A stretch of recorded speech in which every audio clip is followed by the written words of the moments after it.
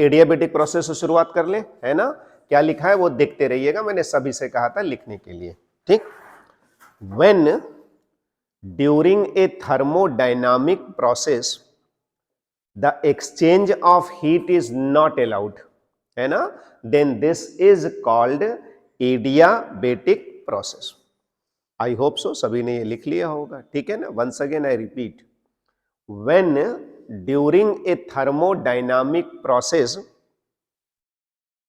the exchange of heat is not allowed, then this is called adiabatic process. बस मैं इतनी सी बात जानता हूं सर, एडियाबेटिक प्रोसेस का मतलब होता है कि हीट का आदान प्रदान नहीं होगा, मतलब न तो हीट अंदर जा सकता और ना ही हीट बाहर आ सकता है।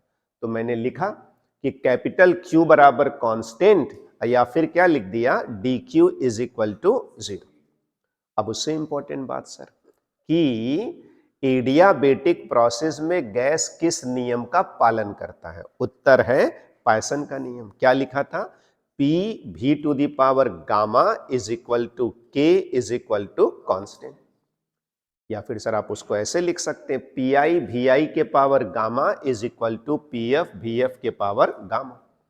अब सर गामा बता दीजिए, तो where gamma is equal to CP upon CV, जिसको कहते हैं ratio of specific heat of gas, या उसी को कहते हैं atomicity of the gas.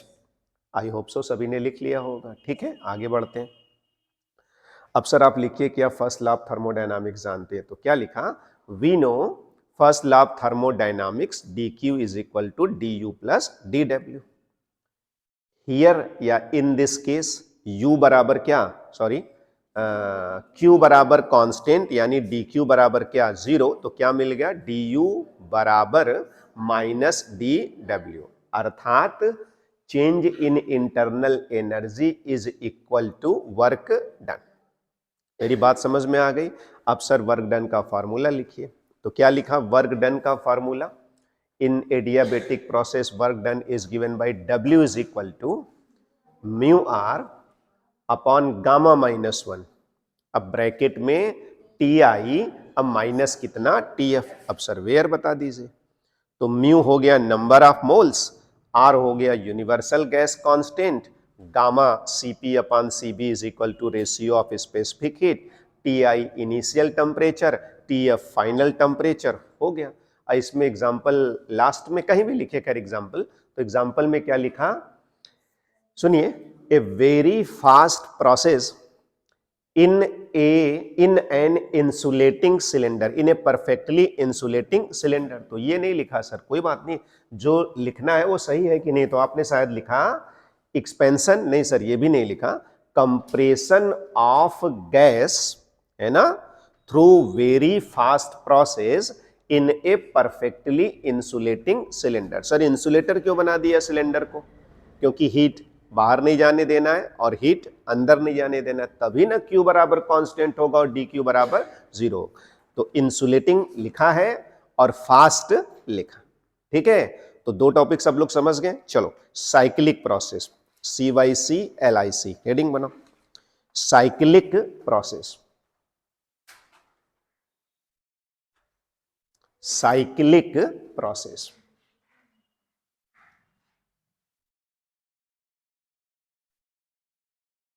Cyclic process,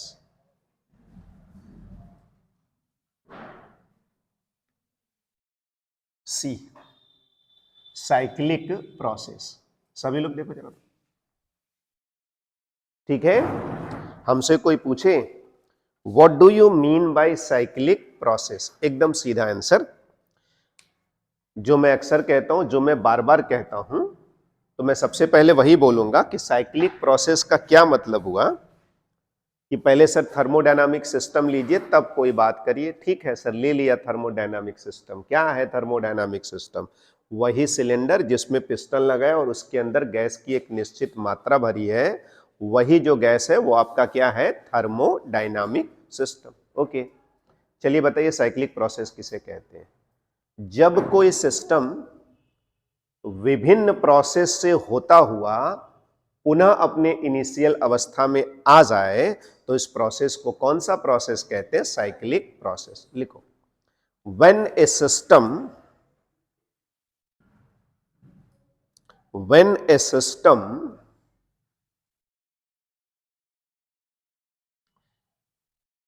after going when a system after going through different process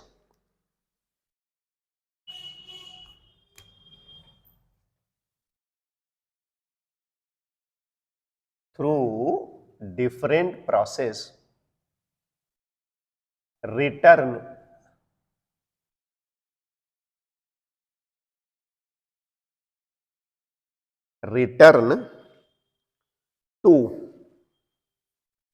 its initial state, return to its initial state,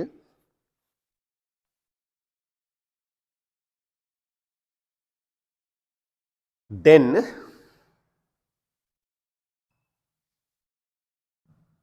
this is called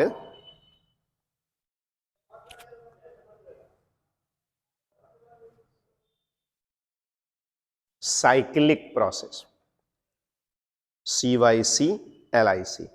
Then this is called cyclic process. Full stop कर लो। सी, thermodynamic system, या चलो sir gas कह देते हैं, वही gas ना आपका thermodynamic system है, गैस इस समय किस अवस्था में है? आई मतलब इनिशियल स्टेट में है। तो सर थर्मोडायनामिक सिस्टम के स्टेट को जब व्यक्त करना होता है तो आप पी, भी और टी के पदों में व्यक्त करते हैं। तो अभी गैस किस अवस्था में है? आई।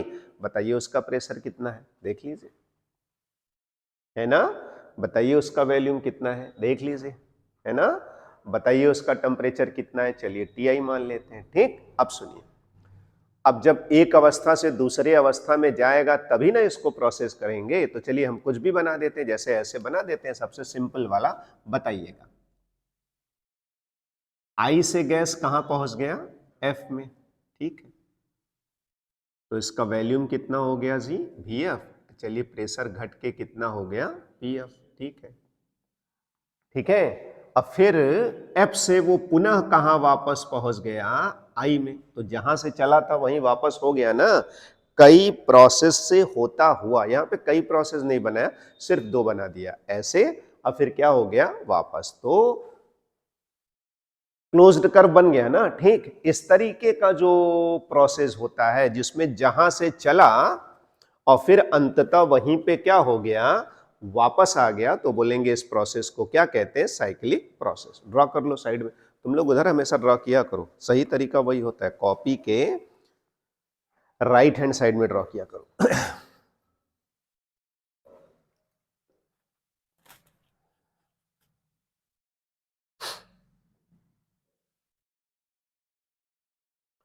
तो सब लोग समझ गए cyclic process, when a system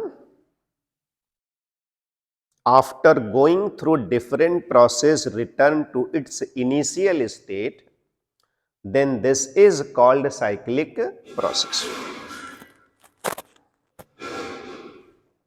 Right? Then this is called cyclic process.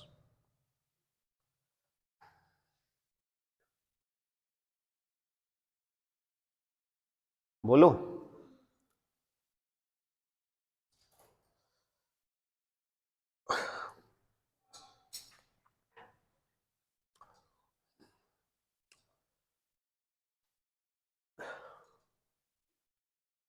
हो गया? सर ऐसे भी बनाते तो वो भी साइक्लिक होता। देखो, चलो एक बना लो जो हो गया, बस केवल समझने के लिए। देखो सर, सपोज करिए वो ऐसे जाता, फिर ऐसे आता, या फिर ऐसे जाता और फिर ऐसे आता, इधर से इधर गया, अब फिर यहां पहुंच गया, ठीक है, अब फिर ऐसे घूम के अब वापस आई पे आ गया, है ना? तो ये भी कौन सा प्रोसेस हुआ? Cyclic process. वो मुझे समझ में आता है। साइक्लिक का मतलब होता है जिस स्टेट में था, प्रोसेस करते करते वापस उसी स्टेट में पहुंच जाए, तब इसको कहते हैं साइक्लिक प्रोसेस। अच्छा अब जरा बताओ तो, ये बर्फ है, पानी बनाया, अब पुनः क्या बन गया, बर्फ, है ना। तो जब बर्फ था, 10 ग्राम बर्फ था, तो उसकी इंटरनल एनर्जी थी। पानी कैसे बना, आपने ऊर्जा बाहर से दिया, इंटरनल एनर्जी बढ़ गई, क्या बन गया, पानी। अब फिर उसमें से एनर्जी निकाल लिया, वापस क्या बन गया, बर्फ। तो एक बड़ी इंपॉर्टेंट बात होती है, जो स्टेट की इंटरनल एनर्जी होती है वो कांस्टेंट, जहां से आप चले वहीं वापस तब आएंगे जब शुरू में जितना यू था बाद में भी उतना ही क्या हो जाए, यू। इसलिए कहा जाता है कि साइक्लिक प्रोसेस में यू बराबर क्या होता है, कांस्टेंट। लिखो लिखो लिखो इन दिस प्रोसेस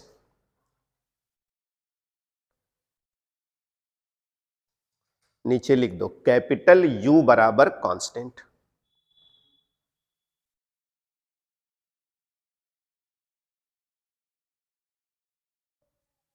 हो गया, नीचे लिखो, दैट इज डी यू बराबर 0। ठीक है ना जी, u बराबर कांस्टेंट तो du बराबर क्या हो गया, अरे यार जब कोई चीज कांस्टेंट होगा तब आप डिफरेंशिएट करोगे तो 0 होगा ना, du इज इक्वल टू 0, घेर लो। अब चले sir first law of thermodynamics लगा दें इस वाले प्रोसेस के लिए। लिखो, we know first law of thermodynamics. जो आप जानते हो वो लिख देना, we know first law of thermodynamics. क्या जानते हो भाई फर्स्ट लॉ ऑफ थर्मोडायनामिक्स, यही ना। कितना दिया, डी क्यू, कहां कहां एडजस्ट हो गया, डी यू और क्या, डी डब्ल्यू, ये तो पता ही है सर। ठीक है ना, इस वाले केस में डी यू बराबर 0 है। लिखो, here HERE D U equal to 0। Then एक बार में लिख दे जी, बताओ, डी क्यू बराबर डी डब्ल्यू, लिख के घेर दो। तो इसी को शब्दों में लिख दें, लिखो, that is heat given to the system, heat given to the system is equal to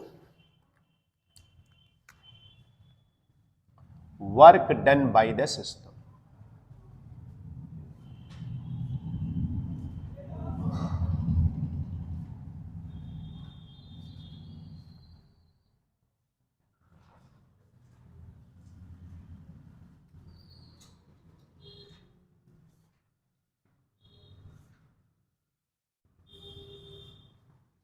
heat given to the system is equal to work done by the system। हो गया, चलो ठीक। तो फिर से सुन लो, हम लोग थर्मोडायनामिक प्रोसेस के बारे में पढ़ रहे हैं। लिख दिया सर, जब कोई थर्मोडायनामिक सिस्टम एक अवस्था से दूसरी अवस्था में जाता है तो इसे ही कहते हैं thermodynamic system. 6 types, isothermal T बराबर कांस्टेंट, आइसोबेरिक P बराबर कांस्टेंट, आइसोकोरिक V बराबर कांस्टेंट, एडियाबेटिक Q बराबर कांस्टेंट दैट इज DQ बराबर 0, और साइक्लिक प्रोसेस, और अंत में क्या, आइसोलेटेड। फोकस कर लिया 2 पे, आइसोथर्मल और क्या, एडियाबेटिक, इंक्लूड कर लिया साइक्लिक को। ठीक, अब सुनो, अब बहुत बढ़िया, लेकिन मोस्ट इंपॉर्टेंट 2 और क्वेश्चंस, मोस्ट इंपॉर्टेंट 2 और क्वेश्चंस। ठीक, कौन कौन सा, पहले सुन लो। आइसोथर्मल प्रोसेस में वर्क डन का फॉर्मूला डेराइव करिए। बहुत सिंपल है सर, क्या फॉर्मूला था, पहले जरा फॉर्मूला लिख लेते हैं। यही था ना जी formula, W is equal to 2.303 mu RT log VF upon कितना, VI। यही सर डेराइव कर दीजिए। वैसे आइसोथर्मल प्रोसेस में वर्क डन का फॉर्मूला जो अभी मैंने व्हाइट बोर्ड पे लिखा, ये वॉल्यूम के पदों में है। वी एफ अंतिम वैल्यूम और V I initial value. Sir pressure के टर्म्स में भी वर्क डन का फॉर्मूला होता है और उत्तर हो जाता है पी आई अब बटे में क्या पी एफ। वो तो सर बदल देंगे, वो कहेंगे अब बॉयल्स का नियम का पालन होता है, फट से आंसर आ जाएगा। ठीक है, तो अभी एक ये वाला फॉर्मूला आइसोथर्मल में और दूसरा ये वाला formula.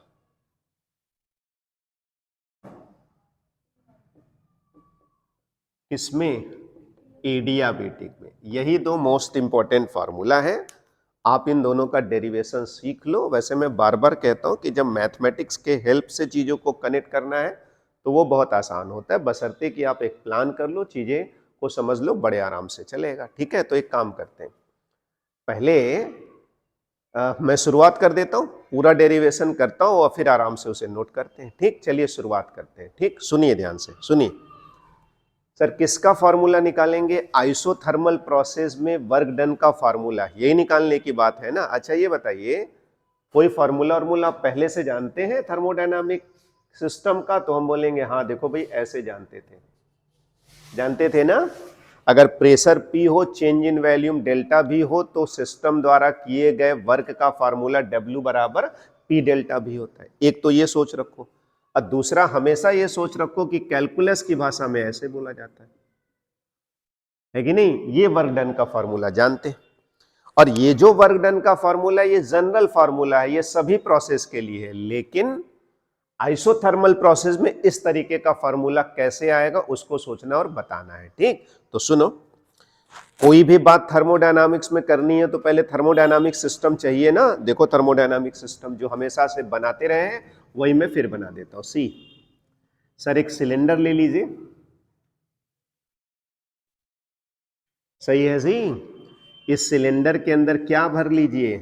Fix the amount of gas. ठीक है सर, एक मिनट रुकिए, ये रहा फिक्स्ड अमाउंट ऑफ गैस। बोलो, तो गैस का कुछ प्रेशर व्रेशर होगा ना, कितना प्रेशर है? P। बताओ शुरू शुरू में गैस का वैल्यूम कितना है? VI। सही है जी, बोलो। ठीक है, असर गैस का कुछ टेम्परेचर भी तो होगा। लो भाई गैस का टेम्परेचर बना देते हैं। कहाँ बना दे गैस का टेम्परेचर? सी, चलो ठीक है, यहां बना दिया गैस का टेम्परेचर, है ना। अब एक काम करते हैं, गैस को हीट देते हैं। सर गैस को हीट दे सकते हैं? हाँ बिल्कुल दे सकते हो, कोई एडियाबेटिक प्रोसेस थोड़ी है कि हीट देना और हीट लेना मना है, हीट तो दे सकते हैं। ठीक है, हीट देने के लिए ऐसे बर्नर बना देते हैं। बताओ जी, ये क्या दे दिया गैस को? हीट दे दिया ऐसे। ठीक है, अब बताओ जरा, तो जब तुम गैस को हीट दोगे तो कॉमन सेंस की बात है, गैस का क्या होगा? प्रसार होगा। ठीक है, प्रसार हो गया सर गैस का। चलिए आगे बढ़ते हैं। मान लीजिए पिस्टन यहां चला गया खिसक के, बोलो भाई पिस्टन यहां चला गया ना। ठीक है, तो यहां से यहां चला गया, तो बताओ वॉल्यूम कितना हो गया? मान लीजिए सर अंतिम वॉल्यूम क्या हो गया? VF हो गया। तो यही ना आयतन में परिवर्तन हुआ। आयतन में कितना परिवर्तन हुआ? डेल्टा V बराबर कितना? VF minus VI। अच्छा आप मुझे बताओ, तो गैस पहले इस अवस्था में था, है ना, और अब गैस इस अवस्था में पहुंच गया, तो सर प्रोसेस तो हो गया। लेकिन ये बताइए कौन सा प्रोसेस हुआ? तो मैंने कहा ये आइसोथर्मल प्रोसेस है। तो मैं कहूंगा तो फिर एक शर्त सुन लीजिए, अगर ये आइसोथर्मल प्रोसेस है, गैस का एक्सपेंशन हो रहा है, वॉल्यूम इतने से बढ़ के इतना हो गया, तो आप ऐसा कराइएगा कि टेम्परेचर में कोई परिवर्तन न हो, तब आप कहिएगा कि that process is isothermal process. मेरी बात समझ में आ गई? ठीक, और एक काम करते हैं सर, इसी चीज को जरा ग्राफ पे बना के आपको दिखाते हैं। देखिएगा ग्राफ पे कैसे दिख रहा है, देखिए पीवी डायग्राम पे ऐसे एक्सपेंशन हो रहा है ना सर, तो वॉल्यूम बढ़ रहा है ना, बोलो। ठीक है, इधर क्या है? V, इधर क्या है? P, और इस पर सुनना चाहेंगे तो ऐसे लिख देते हैं, ये क्या है? वॉल्यूम, और ये क्या है? प्रेशर। बोलो, ठीक है। अब बताओ, गैस इस अवस्था में था I में, और मान लो इसका एक्सपेंशन होके वो कहाँ पहुंच गया? F में। ठीक है, बताओ शुरू शुरू में इसका वॉल्यूम कितना था? VI। अंत में इसका वॉल्यूम कितना हो गया? VF। ये समझ में आता है नहीं? शुरू में इतना वॉल्यूम, बाद में इतना वॉल्यूम। प्रेशर बताइए सर, क्या लिखें? और अभी बताइए। ठीक है, अब जरा मुझे बताइएगा तो इसको आप कैसे लिखेंगे, एक्स कोऑर्डिनेट और वाई कोऑर्डिनेट, तो यहाँ पे क्या लिख सकते हैं, पी आई और क्या बी आई। अब मैंने उल्टा जानबूझ के लिख दिया, वैसे कायदे में पहले एक्स और बाद में क्या लिखना चाहिए, वाई, लेकिन चूंकि पहले पी और बाद में भी बोलते हैं तो नो इशू, आप पी भी लिख सकते हैं, ठीक है, ओके। उसी तरह यहाँ पे बताओ क्या है, पी एफ बी एफ। अच्छा आप सोचिए और सोच के बताइए, जब गैस इस अवस्था से इस अवस्था में जाता है तो क्या गैस के टेम्परेचर में कोई परिवर्तन होता है, नहीं होता। तो लीजिए सर मैं लिख देता हूं, टेम्परेचर नहीं बदला, टेम्परेचर क्या है, कांस्टेंट, इसलिए ये कौन सा एक्सपेंशन हुआ, आइसोथर्मल। चलिए एक्सपेंशन नहीं सर, प्रोसेस कह दीजिए, ठीक है। क्या आप सभी को इस डायग्राम में सारी बात क्लियर हो गई, ठीक। तो चलिए जरा शुरुआत करते हैं। तो ये हेडिंग बनाइए, work done in isothermal process, work done in isothermal process.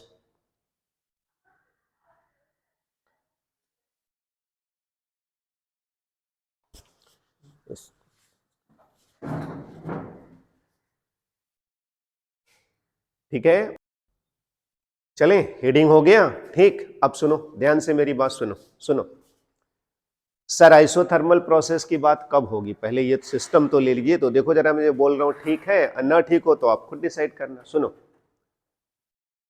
Consider, सुनो ध्यान से, consider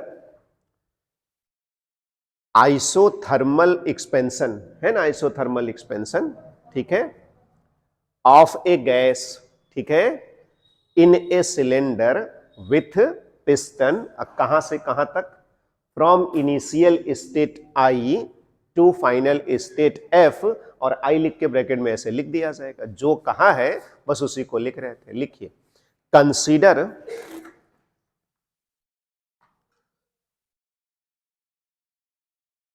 isothermal, consider isothermal expansion, consider isothermal expansion of fixed amount of gas, of fixed amount of gas in a cylinder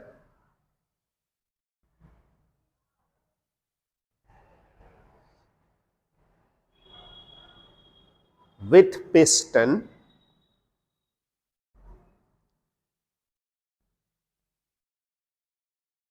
from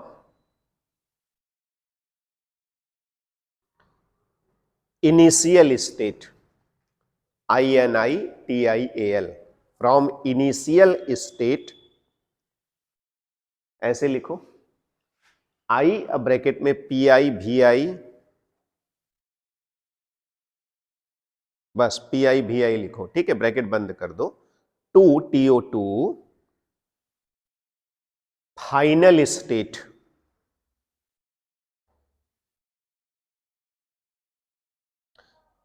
F ब्रैकेट में क्या लिख दिया, P F भी F, ठीक है।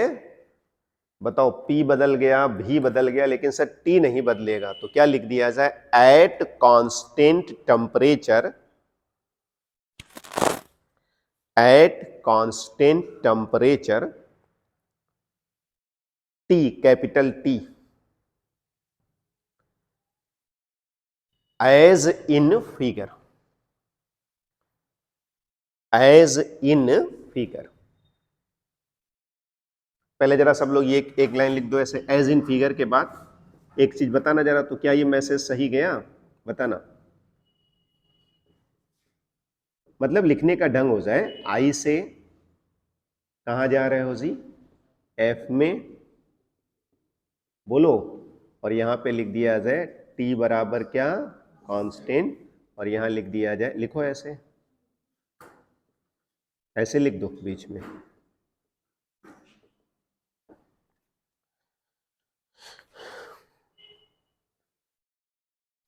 ओके।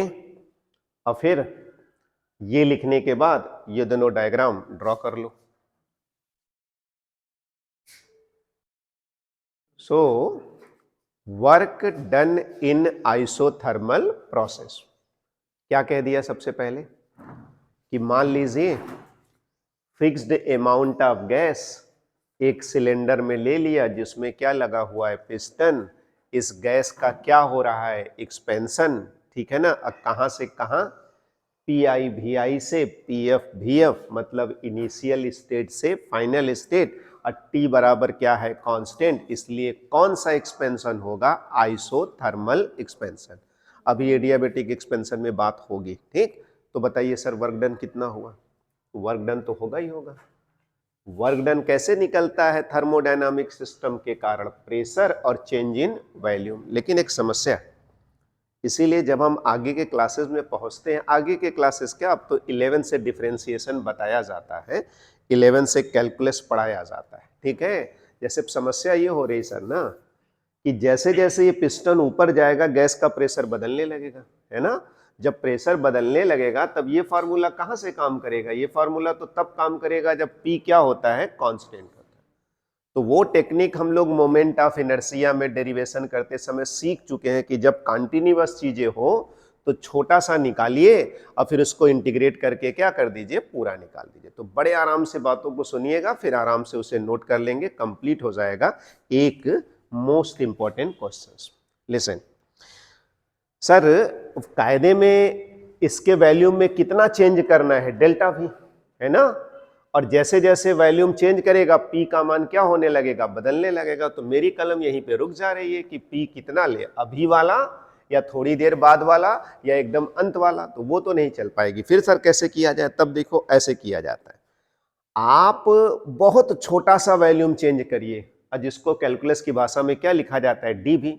और ये मान लीजिए कि उस समय प्रेशर जो है वो P है, और P की वैल्यू जब dV चेंज होता है तो वो हमेशा क्या रहेगा, कांस्टेंट। मतलब जब dV चेंज किया तो P प्रेशर जो है वो P के क्या है, बराबर। तो जब छोटा सा वर्क डन निकाल लीजिएगा तो बस इसी को इंटीग्रेट कर दीजिएगा, और वैल्यूम कहां से कहां चेंज करना है, VI से VF, you got the answer. तो पहले ये लिखते हैं कि ये वर्क डन है, पहले ऐसे लिखते हैं, लिखो लिखो लिखो। Now work done is given by,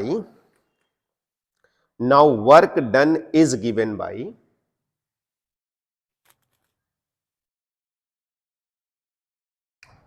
ये फॉर्मूला होता है वर्क डन का, है ना। कैलकुलस की भाषा बोलिएगा, लिखिए डी डब्ल्यू बराबर, बीच में लिखिए डी डब्ल्यू बराबर पी डी वी। वेयर बताइए, पी को क्या कहेंगे, pressure of the gas,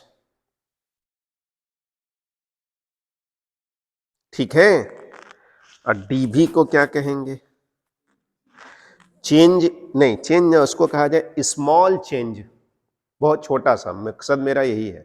DV को क्या कहेंगे, small change in volume of the gas, small change in volume of the gas. हो गया। क्यों सर, स्मॉल चेंज क्यों, बहुत छोटा सा चेंज तो बहुत थोड़ा सा वर्क। और वॉल्यूम में कायदे में सर जब चेंज होगा ना तो प्रेशर बदल जाएगा, लेकिन बहुत थोड़ा सा चेंज किया इसलिए प्रेशर आप कांस्टेंट मान सकते, कितने के बराबर, पी के बराबर, ठीक। अब बताना तो थोड़े से चेंज के लिए वर्क डन तो हो गया, लेकिन चेंज कहां से कहां करना है, यहां से यहां, यानी कुल कितना चेंज करना है, डेल्टा वी। तो कुल वर्क डन कैसे निकालेंगे, लिखिए then total work done, then total work done, है ना, इज गिवन बाई, पहले ऐसे लिख दे भाई, लो W बराबर D W integration W is equal to integration D W. अच्छा ठीक है, डी डब्ल्यू की जगह क्या लिख दिया सभी, तो फिर दोबारा लिखो तुम लोग।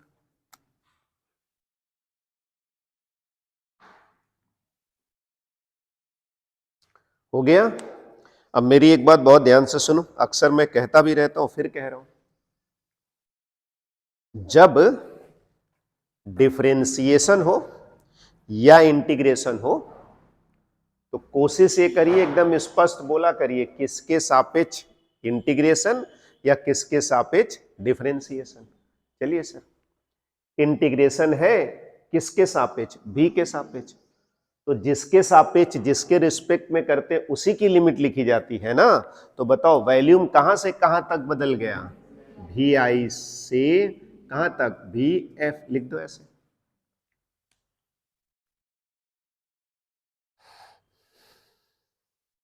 ठीक है, अब जरा मुझे बताना, तो कर देंगे सर डिफरेंशिएशन, नो इशू। जो फार्मूला सीखा है, जो टेक्निक सीखा है करते, लेकिन एक प्रॉब्लम हो रही है, क्या इस पी को बाहर ले सकते हैं, तो बाहर तो आप तब ले सकते हैं जब उस प्रोसेस के दौरान पी कांस्टेंट हो, तो पी कांस्टेंट नहीं है, फंस गया। अब कांस्टेंट नहीं है तब तो आपकी कलम नहीं चलेगी। चलिए इक्वेशन नंबर 1 कर लीजिए, पी को बाहर नहीं ले सकते ना, तो ध्यान से जरा देखना कैसे मैं अपनी बात बना रहा हूं, ध्यान से देखना। अब मुझे बताना, एक बात तुम लोग बहुत अच्छे से जान लो कि ये जो गैस है ना, ये तो आइडियल गैस है ना, ठीक, हम आइडियल ही गैस मान के चलेंगे, रियल गैस के लिए तो अलग सब कुछ हो जाता है। तो कोई भी गैस किसी भी समय और किसी भी अवस्था में एक नियम का सदैव पालन करता है, ठीक, और वो नियम ये होता है ना, वो नियम कौन सा होता है, पी भी बराबर म्यू आर टी। अच्छा बताइए सर, गैस बॉयल के नियम का कब पालन करता है, जब टी बराबर कांस्टेंट हो।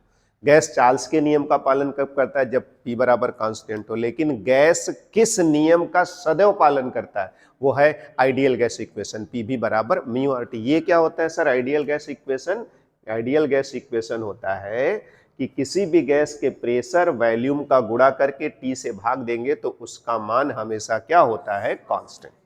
अभी भी एक्सपेरिमेंट करके देख लीजिए, आपको समझ में आ जा सकता है कि हाँ दिस इज ए रूल्स, ठीक है। अच्छा तो बताओ, ये जो गैस है इसका प्रेशर, इसका वॉल्यूम, इसका टेम्परेचर इस तरीके से होगा कि ये चीज लिखा जा सकता है, ठीक। तो यहां से जरा देखो तो P बराबर क्या आ गया, बताओ, म्यू आर टी अपान भी। तो क्या मैं P की जगह इतना लिख सकता हूं ना, लिखो लिखो।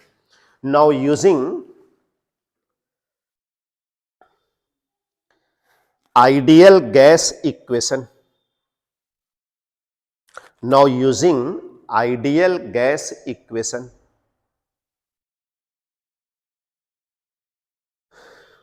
क्या होता है भाई ideal gas equation, P V equal to mu R T, लिख दो।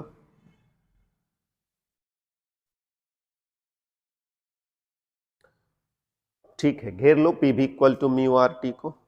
जरा एक बार फटाफट वेयर बता दो, अच्छा रहेगा। वेयर पी बराबर pressure of the gas, V equal to volume of the gas, T equal to absolute temperature of the gas. P for pressure of the gas, V for volume of the gas. जरा तुम लोग volume लिखा करो, capital लिखा करो, ज्यादा अच्छा रहता। और कैपिटल T बराबर absolute temperature of the gas. ये सब बात तो आराम से लिख दिया करो।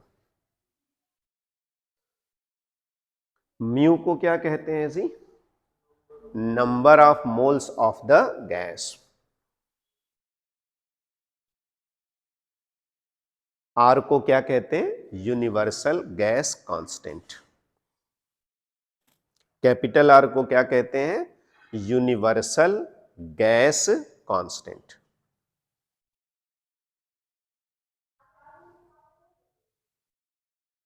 ठीक है, बताओ पी भी बराबर म्यू आर टी, तो पी बराबर इतना ना।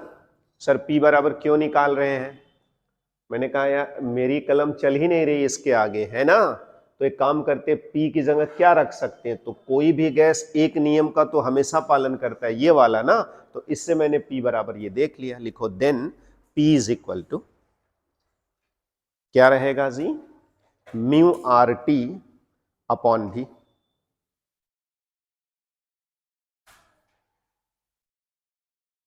हो गया। लिखो put this value in equation 1।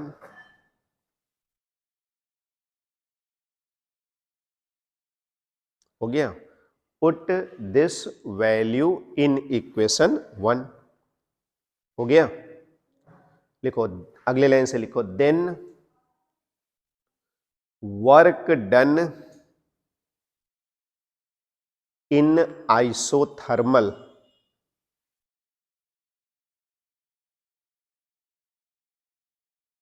Expansion, EXPANSION, isothermal expansion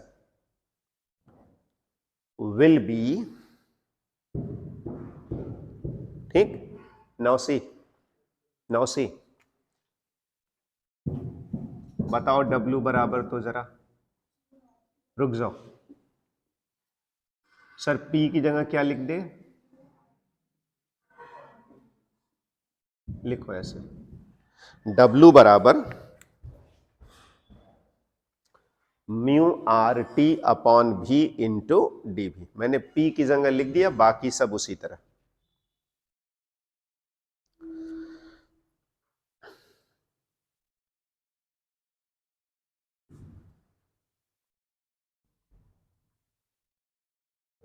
क्या लिखा है, म्यू आर टी अपॉन भी। बात नहीं समझ में आती है क्या, म्यू आर टी अपॉन भी इंटू डी भी। ठीक है, अब जरा बताओ तो किसके रिस्पेक्ट में डिफरेंस इंटीग्रेशन हो रहा है, भी के ना। सर म्यू कांस्टेंट है, हाँ कांस्टेंट है, ऐसा तो है नहीं कि गैस का एक्सपेंशन होगा तो नंबर ऑफ मोल्स बदल जाएगा। ठीक है सर, उसको बाहर निकाल लेंगे। आर कांस्टेंट है, हाँ आर भी सर कांस्टेंट है। और इवन अगर आइसोथर्मल प्रोसेस है तो टी भी क्या है, कांस्टेंट। तो बताओ अब ये कैसे हो जाएगा, बोलना।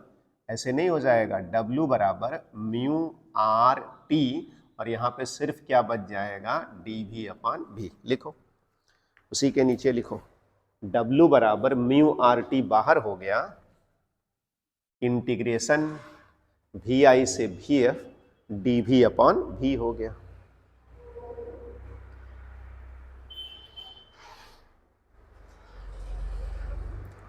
बोलो जी, ठीक है। अब बताओ जरा तो, dx अपॉन एक्स का इंटीग्रेशन log x होता है ना, ठीक। बताओ अब इसको कैसे लिख दे, इसकी जगह क्या लिख दे, बताना। आराम से देखो पहले, सही है ना, नोट करो। W बराबर कितना हो गया, म्यू आर टी लॉग भी बेस ई, इंटीग्रेशन कहां से कहां तक, भी आई से भी एफ। चले आगे बढ़े, ठीक है सर, तो अगली लाइन लिखिए आप, ठीक है ना। आगे बोलो क्या हो जाएगा, लॉग भी एफ माइनस लॉग भी आई। चलो अगली लाइन में ऐसे लिख देते हैं,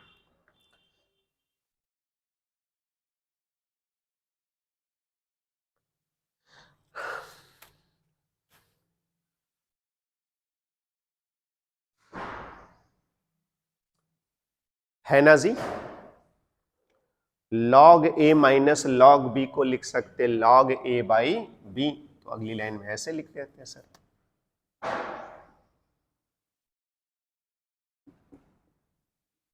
चलो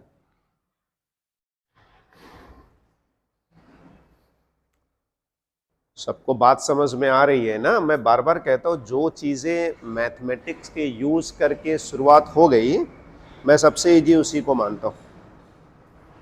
फिर तो एक बार अगर मैंने कॉपी बंद करके चीजों को प्लान करके सोच लिया तो कभी नहीं भूलता। बस 2 मिनट रिवाइज करेंगे, सारी बात ध्यान आ जाए।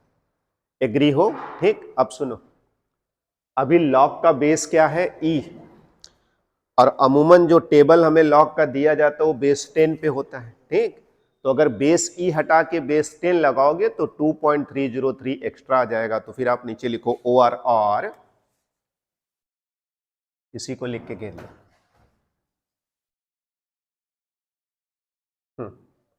इसी को घेरो, W बराबर 2.303 mu R T log V F upon V I, यही फॉर्मूला डेराइव करना था। ठीक,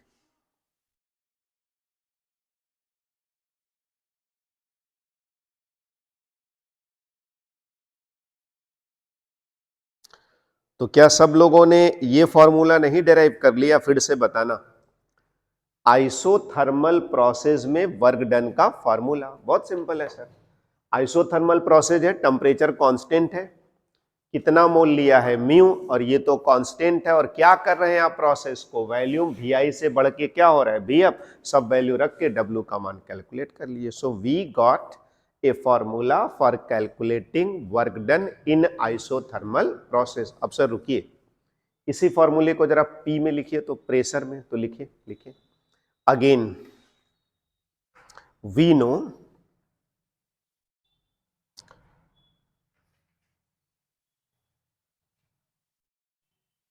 Boyle's law,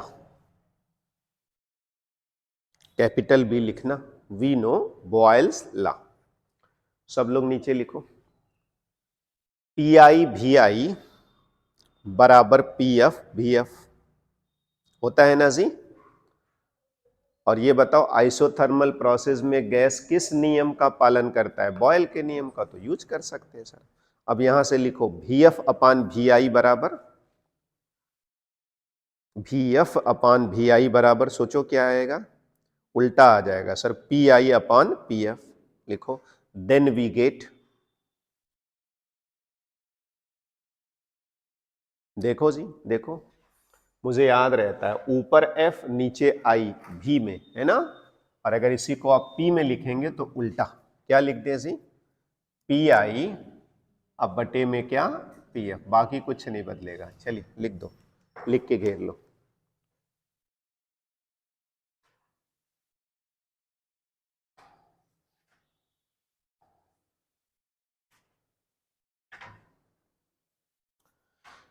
W is equal to 2.303 mu R T log P i बटे में पी,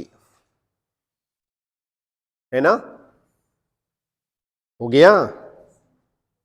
अब म्यू क्या होता है, आर क्या होता है, टी चूंकि एक बार लिख चुके थे, लेकिन फिर भी एक बार लास्ट में लिखते हैं, लिखो लास्ट में वेयर, या पहले ऐसे लिख दो ऐसे, या लिख दो पहले ही लिखो वेयर, एक बार फिर से बता दो, सब एक एक बात बता दो। P I is equal to initial pressure of the gas, अब P F is equal to final pressure of the gas,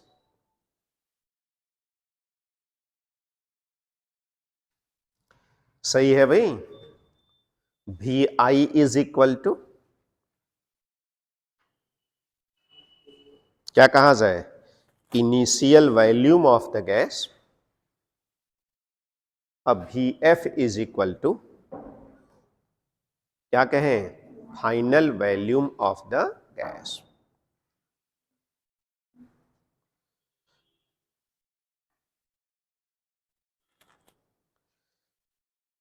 capital T को क्या कह दें, absolute temperature of the gas.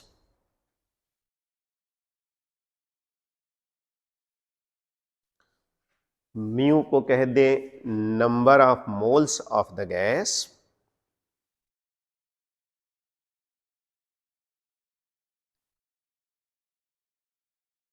और टी को क्या कह दें, capital T, I am sorry हो गया ना, आर को universal gas constant.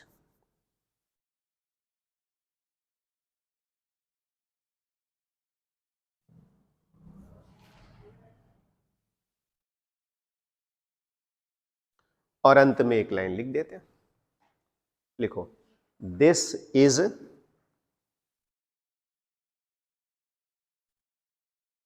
Expression for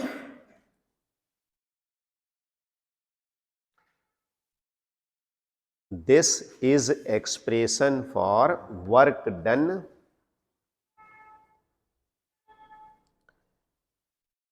in isothermal process। Okay, चलो